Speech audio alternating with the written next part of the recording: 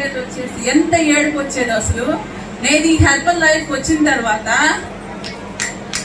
అసలు నిజంగా చాలా బాగుంది సార్.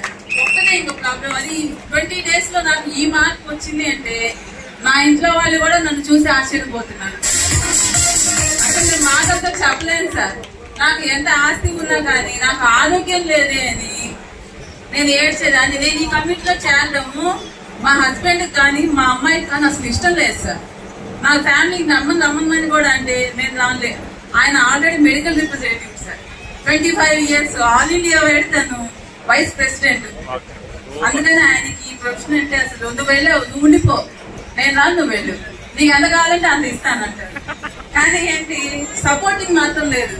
కానీ మా మేడం మాత్రం నన్ను మాత్రం అసలు